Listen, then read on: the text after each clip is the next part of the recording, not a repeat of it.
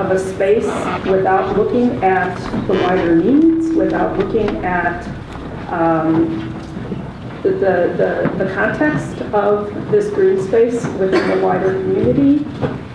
And it is a process that is resulting in a lot of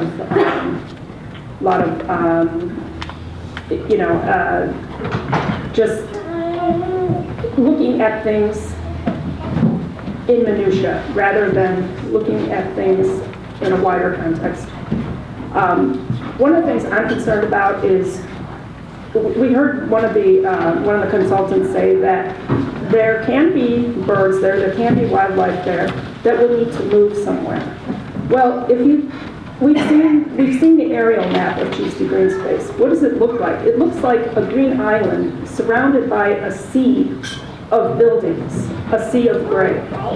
So, in the wider context, what are we doing to the wildlife that can't survive the activity that happens there? Can anyone tell me where that wildlife is going to move? And there are some who are not concerned about that, who think that that's not as big of a deal, but at some point we run out of places for the wildlife to exist. And I think that we, as a city, as a green city, we should be placing value on that wildlife and looking at ways to preserve it and looking at it as a citywide issue rather than picking a single green space to do an experiment in. Thank you. Mark?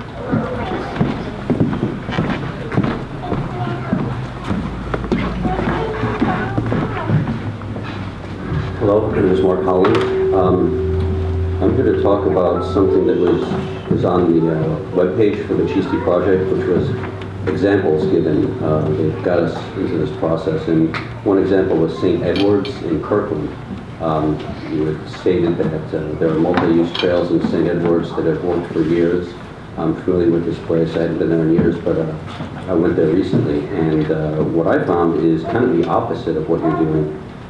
In most places in St. Edward's, the steeper, higher areas are pedestrians only. And what you see is bollards that are kind of crossed like this so that bicycles can't get through those areas. And they have signs that say no bicycles. So I'd really like to see something like that, rather where I think that bicycles should be kept out of the steepest areas and it should be pedestrians only. I mean, you said that this would be like St. Edward's, so I'd like to see something more like that.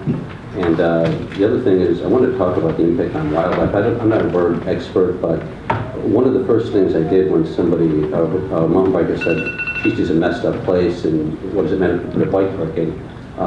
We walked into the forest, I brought my camera, and this little bird that I'd never seen before, it was a spotted towhee, came charging at us and kind of flew off to the back.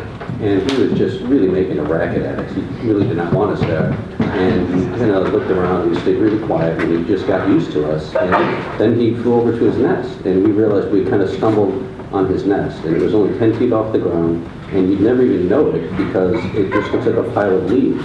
And we saw all his behaviors. We saw him dropping down into the leaf litter, picking up leaves, foraging, building his nest. And I've got a bunch of pictures of it, and I just saw a pileated woodpecker, I saw a barred owl. I think you're right, we have no idea what's really going on in there, and there's going to be mountain bikers going through there like crazy this summer, apparently. Thanks. Alan Smith, and then we'll go to Steve Zemke, Patricia Nauman, Ruth Williams, and Paul Fairbairn. So it looks like. Alan? Yes, my name's Alan Smith. I'm a forest steward down at Stewart Park. I probably spent 5,000 to 10,000 hours working down at Stewart Park. And what I want to talk about is the 5 hours I worked in Cheesty Boulevard, green space. After looking at the Mountain View project, was real impressed with all the work the people had done there. And then I checked out Cheesty Greenbelt, and I found a medium-sized patch of herb Roberts, and I told the plant ecologist this is something I could take on. So every month, for 3 or 4 months, when I was delivering my hours up in horticulture, I would pull out herb Roberts. But it came to a point where I decided that there was a lot more than I expected, and some of it was growing on residential property, so I abandoned it. But all the time I was working on that, I was working with Jillian Weed, and the Parks Department has fired her. She was one of the best employees for the forest stewards we had in the city. We loved the passion she brought to her work. We loved her ability to work with us. And it really makes us heartsick that she's been fired. And we think that it is due to incompetence at the highest level of the Parks Department. And I will point out one thing we just learned 2 days ago. Dan Johnson, the man who fired her, did not read the municipal code. He did not know that she had to have 5 days of warning before she was fired. And because of that, Parks Department has to shell out $1,000 to Jillian. Your time's up. I'm sorry. Thank you. And if anyone wants to talk to me later about it, we can meet outside. Thanks. Steve. My name is Steve Zemke. I'm the wildlife biologist on the Seattle Urban Forestry Commission. I'm speaking as an individual today. We've submitted written material on Cheesty and what we think should be done. A couple of quick observations from tonight. One, I think you need to put somewhere in these paths obstacle to motorcycles or some motorized vehicles getting in, access to the bike trail. We say this stuff won't happen, but motorized vehicles get in lots of park areas, destroy damage. So I didn't see any note on that. I would urge that. Second thing, I think you should, as part of the trail project, put some note in terms of where parking will be. 3, I think there will be a cross trail somewhere, and urge you to consider one, because if you don't, there will be one made, and you should pick the area that would be the least impact. The 4th issue gets to be this whole issue of wildlife, and wildlife is dependent on patch size. If you look at the trail widths going through around the perimeter, you basically have reduced the patch size of this wildlife natural area significantly. Diversity depends on the size of the patch, and so you've reduced it, so you're improving the habitat, which will increase wildlife. The removal will increase wildlife because disturbed areas have increased wildlife in it. But I think the reality is that you need to look at, okay, how could you balance this out? And one thing that hasn't been discussed is, I would say, that the Parks Department should remove their maintenance area. If you look at the map on the east side, if you take a line and draw across the top, you could increase a significant patch area in the center, which would then have the largest patch size for wildlife diversity in the area. So I really think that Parks Department needs to step forward and protect this area, go along with what everyone else is saying, let's increase wildlife. Removing that would do that. I think it's really important that you move forward in this. Let's rehab this area entirely, not just part of it. Okay, thank you. Patricia? Just to piggyback or to mention what Steve said, if they remove the maintenance yard, there have been talk, there's even a budget line about parking. Parking is an issue that has not been addressed here, and there's been talk in the past about turning the maintenance yard into parking, so I'm not sure getting rid of the maintenance yard would become anything other than parking. I'm just gonna, people need to realize that this whole big debate about this project had the trails going on SHA property. Once that was straightened out, the whole thing narrowed down, and it's more in the interior. In the same way, opponents claim to have a commitment of $2 million worth of maintenance work from volunteers. In fact, it was only 1/5 of that. The other thing about I was quite shocked that the geotech did not mention the sliding house. I mean, that's just unbelievable that it was in the preliminary. And by the way, the report that I read that he presented mentioned that this is preliminary. I'm assuming there'll be more geotech work that's deep bores and that sort of thing. But the other thing is, this whole thing that they didn't have any information about the soldier wall. I read this last night. I made 2 calls today, and I'll have all the information to you tomorrow about the geotech and the soldier wall. There was a slide there in 04, 05. Lots more that's wrong with this. I agree with Becca about what needs to happen there, what can happen there, but having a single-track bike trail is not the only way that happens. Thank you. We've got Ruth Williams, Paul Fairbairn, Matt Nelson, and Jake Arson. Hello, I'm a 20-year forest steward at Beaver Pond Natural Area in Northgate still, and today I'm speaking to you as president of the Thornton Creek Alliance. We've been following this dispute for over a year now, and we see that the proposed solution is making nobody happy. For the mountain bike group, it will never be enough. Now that they are confident of bringing the bicycles into Cheesty, they're communicating with the Urban Forestry Commission in the hope of getting cross trails added. For them, this is phase 1. For the nature-based group, nature-centered group, this is way too much. They fear erosion, major fragmentation of habitat, and new inequality of opportunity to enjoy the quiet benefits of the forest. Why are we putting ourselves through this when the Chief Sealth Trail offers so much available land right nearby? Why go into the natural area at all? Social equity does not require bicycles. It just requires enjoyment of the forest.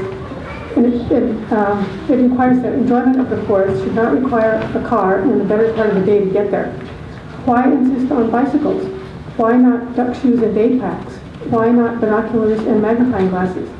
Seattle's natural areas are few, and they should be exempted from Parks policy of changing use policies to accommodate the passion, whatever the interests of various user groups are. Running experiments and slicing up natural areas for today's active sports is inappropriate and will diminish the availability and benefit of Seattle's forests for future generations. Cheesty should be restored and reclaimed for the enjoyment of all area residents. Thank you. Paul?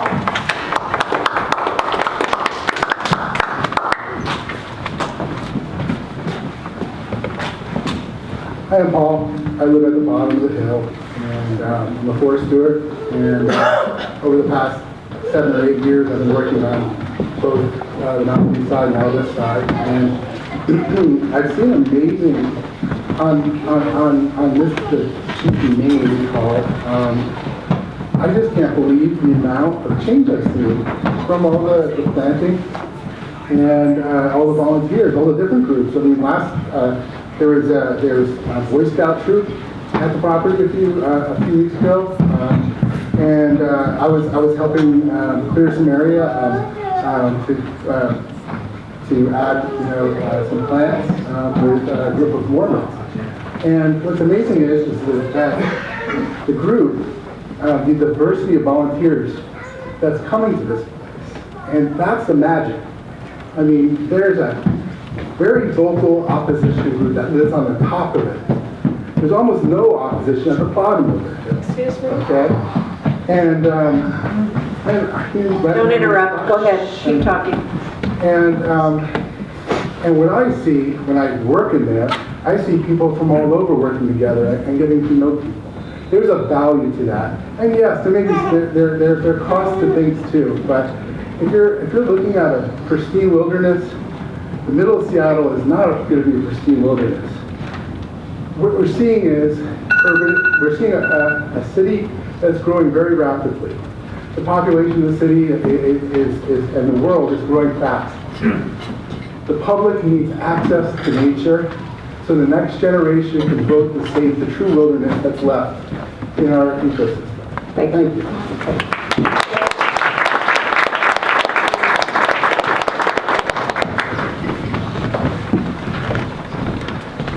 As a neighbor who lives at the base of Cheesty, a hillside that has been subject to surface slope instability since the glaciers left, I'm excited by the opportunity that was voiced today by the geotech and the environmental analysis from ESA of the opportunity to implement a project that doesn't just maintain the status quo, but that will and has the possibility of improving slope stability and environmental quality. I commend the PAT for its conversation tonight. I think it was one of the most civil conversations I've seen the PAT have to date. especially in regards to performance standards. I really like where the PAT is going on that, and I look forward to us continuing down the path of restoring this green space and our community.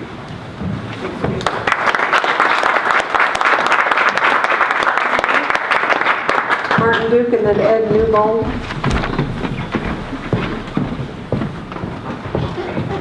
Go Martin! Thank you for dedicating your evenings to this cause. I've been on stuff like this, and I know it's quite a commitment. I'm a resident of New and Near Vista. I live adjacent to the Greenbelt, and I'm probably the closest or the second closest house to the proposed East Trailhead. I'm a firm supporter of this project. The recreational trails, I think, are a great thing, but even more than that, I care about walkability, and I'm deeply concerned that you're looking at alternatives that have no cross trail. There's a gap of about a mile between Walden and Columbian, which are really the only pedestrian paths between the top of Beacon Hill and the MLK corridor. And having an additional path from our neighborhood up to Beacon Hill would provide a lot of new trip opportunities to happen on foot. And there's no exercise, part-life exercise that you could do in the course of your daily business. So kids walking to school, people coming down the hill to use the station or the business district around the station, coming up to get a car to go, and I see there's one up at Chesty Boulevard, and all kinds of things we can't even imagine right now become possible, and we'll really connect our two communities. I would really like to see that happen. So if there's some way to incorporate the cross trail into this project, I would really like it for us to not to miss that opportunity. Thank you.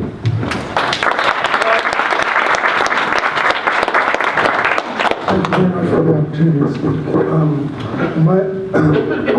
In my opinion, the EIS contains serious and non-serious flaws, and I think you should view it as subtle propaganda in favor of this project. For instance, Dan pointed, as far as this non-serious flaws, Dan pointed out the western gray squirrel, and it's an eastern gray squirrel there. There's a winter wren. It's actually a Pacific wren that's there. Let's look at this quote from what they said. Pileated woodpecker excavations were encountered in multiple trees and snags across the green space. These bird species are considered common residents in Puget Sound lowlands. Other common species are Pileated woodpecker is not a common species. It's an uncommon species. It's not common anywhere. It's not common in the big thicket of Texas. Okay, it's uncommon, and those are technical categories. And then we live in if you look at this as we're living as a legalistic document, it's fine. If you use that EIS, you wouldn't want to tell somebody they couldn't build a house there because there's no endangered species there. But if you look at it from the point of view of the people of Seattle facing and living in the time of the sixth extinction crisis, it's a big difference.